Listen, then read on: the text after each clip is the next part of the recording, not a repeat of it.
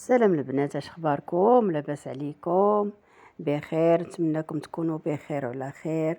جبت لكم واحد الطبق اللي كل شيء المغاربه والدول العربيه والاوروبيه كل شيء كيحماق عليه: الدجاج المحمر. هاد المره جبت لكم الدجاج الاحمر، كيجي غزال وشحال من واحد ما كيزعمش عليه، كيتخوف منه. كاين اللي كيقول لك ما كيطيبش، كاين اللي كيقول لك كيجي ماشي هو هذاك، ماشي بحال الدجاج الابيض. انا جيت وجبت لكم هاد الدجاج الاحمر بكل الاسرار ديالو ان شاء الله. نتمنىكم تتبعوا خطوه خطوه المراحل وراه غينجح معكم، وبالاخص المبتدئات ان شاء الله. غير تبعوا المراحل، ومره اخرى ان شاء الله غنديروا لكم غير دجاجه واحده، فروج واحد ولا دجاجه واحده ان شاء الله باذن الله. هنا خديت الهاشوار ديالي، وخديت القزبر والمعدنوس. هنا قطعته تقطيعه يعني غليظه، ماشي رققته حيت كلشي غادي يتطحن كيف كتشوفوا. انا درته هنا، انا ما نفوت لكم حتى شي لقطه، وحده وحده باش تنجح المبتدئات، تنجح معاهم الوصفه. وهاد الوصفه راها ديال تحميره الوجه، ونتمنىكم انكم لا بغيتوا ديروا اي وصفه خاص يكون عندكم الخاطر والحب لهذيك الوصفه والمطبخ ان شاء الله. هنا خديت حامضه كبيره، عندي 4 ديال الطيور حمرين. خديت حامضه كبيره، وضروري يا البنات ضروري مؤكد تحيدوا العظيمات اللي كاينين في هذاك اللب ديال الحامض مرقد. اللب تحيدوا منه العظيمات دوك الصغيورين، لانه الا مشيتو تطحنتم العظومه كتولي البنه ديال المرق ديال المحمر كتولي باسله، بحال مره كتخسر البنه ديال الوصفه ديال الطياب. شفتوا انا كنحيد فيه وغادي نطحنو كله، غنقردو وغنطحنو، ما غنحيد ليه لا بابه لا جلده لا والو. غادي نطحن بالجلده باللب كله غنطحنو. انا هنا كنحاول نشرح لكم بطريقه مبسطه باش الفكره توصل، تفهموني وتفهموا حتى الوصفه والطريقه ديالها درجه درجه ان شاء الله، وتنجح معكم الوصفه من اول استعمال ان شاء الله. وعلاش البنات درت لكم هذه الوصفه ديال الدجاج الاحمر؟ لانه اولا ما طالعش في الثمن، وخا كيطلع حتى لديك 15 درهم 16 درهم. انا خديته ب 14 درهم للكيلو. بعدا الا خديتو طير واحد ما كيطلعش لكم غالي، وكتقدروا تزعموا عليه وتجربوا فيه الوصفه. والله يحسن العوان مع الغلاء ديال المعيشه، راه الانسان ما بقاش مكافي مع راسو. وكنتمنى الوصفه تعجبكم والطريقه تعجبكم والشرح ديالي حتى هو. هنا درت 2 معالق 4 الطيور، درت فيهم 2 معالق ديال الخرقوم. هنا درت معلقه واحده ديال السكينجبير. درت البزار، عياتني هاد ديال البزار كندور فيها وهي كتزلق. هنا درت راس المعلقه ديال بسيبيسه. هنا درت راس كامل ديال الثومه، راس كبير ديال الثومه. ودرت القياس تاع الملح، حاولوا ما تزعموش في الملح البنات. وخديت نص حامضه كبيره طيبه مزيان، ماشي اللون ديالها خضر جلفه خضر، اللون ديال الجلفه ديالها صفراء. وعصرتها حتى هي، حيت العظومه وعصرتها مزيان. هنا راه دورت الهاشور، ما بغاش يتطحن ليا هذا الخليط، وزدت الماء باش يتطحن ليا مزيان. ما تطحنش ليا مزيان حتى ولا ما، وانما بقى مفرشش شويه، ولكن راه جا غزال ما تخافوش منه.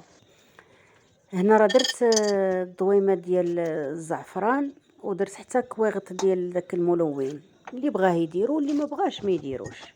هنا كنخوي الخليط ملي طحنته، خويته في الطاوه هذه.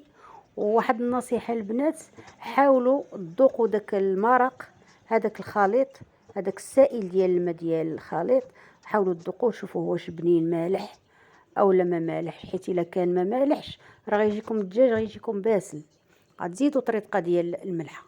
هنا كنحاول خديت من بعد ما غسلته وبات في الثلاجه ونشفته وغسلته مزيان، كنحاول ندخل ليه ديك الإقامة لداخل، درتها ما بين الفخاد ديالو الرجيلات ودرتها لداخل ودورتها على الدجاج كامل كلشي. وطبيعة الحال الا بانت لكم شي زغبه ولا شي حاجه غتحيدوها ديال الريش. انا كنحاول هنايا غنرقدو نديرو نرقدو ومن الاحسن يبات باش داك الدجاج يشرب مزيان الإقامة. وما ديروش الزيت نهائيا، ما ديروش الزيت. انا هاد الإقامة هي اللي درت، ما زدت عليها ما نقصت. ومازال غنزيد حيت تقاد ليا سكينجبير، مازال غنزيد واحد المعلقه اخرى ديال سكينجبير. وهنا ديك المعلقه باش عبرت راه ما كبيراش بزاف. هنا الغد النهار الثاني نط ما رديت حتى ل 11، رديت حتى ل 11 الغدا غيكون معطل. رديت حتى ل 11. هذيك راه معلقه صغيره، صغر من المعلقه العاديه الصغيره، صغر منها معلقه عامره. والسمن ما يكونش حار، وإلا كان حار ديروا منه قل من هاد الكميه هادي. غليت الدجاج مزيان. وهاد البصله درتها في طنجره اخرى، ها هي درتها في هاد الطنجره. وغندير الزيت وغندير نفس العطريه اللي درت، غير هي ما غنديرهاش بنفس الكميه، نفس العبار اللي درتو في الدجاج. غندير غير معلقه ديال الخرقوم، معلقه ديال السكينجبير، بالضويمات ديال الزعفران، شويه ديال الملحه. بسيدي سام ما درتهاش، اكتفيت بداك القياس اللي درت صافي. وهنا غنبقى نحرك حتى غطيح هاد البصله، طيح مزيان. عاد باش درت الملحه هنا، عاد باش نرمي فوق منها الدجاج راني درتو في الكوكوط، دورتو واحد نص ساعه بحال هكاك. ما تحاولوا ما تغامروش، غير دوروه باش يطلق داك اللب ديالو ويشرب ديك الإقامة. ودائما في الماء، ما ديروش الزيت. هنا راني درت الدجاج وحيدته من الكوكوط ودرتوه فوق البصله حتى طاحت البصله مزيان. عاد اش درتو هنا غنزيد واحد نص حامضه خضره عصرتها، عصير ديال الحامض، وزدتو في المرق، زدتو وناقصه البوطه. وواحد النصيحه اخرى البنات، انا باقي كنتفكر كنقول لكم، الدجاج ما تحطوش على صدرو، حطوه على جنبو باش ديك الجلده ديال الصدر ما تطيرش ليكم. حطوا الدجاج على الجنب ديالو، ومره دوروا داك الدجاج، دوروه. هذيك اللي من الهيد تجي هنا غير دوروه، ما تهزوا لا الدجاجه لا والو، دوروا بحال هكا بالمعلقه راه يدور لكم. وكنحاول نسقي بداك المرق، نسقي الدجاج ديالي. هنا راه الدجاج طاب، بدا ليا واحد الساعتين هكاك. درتو دابا في الفران، ما غاداش نحمرو بزاف، ما دهنتو ما والو، ما غاداش نحمرو. درتو في 170 وشعلت عليه واحد ربع ساعه وطفيت تنقرب نحط ونعاود نشعل.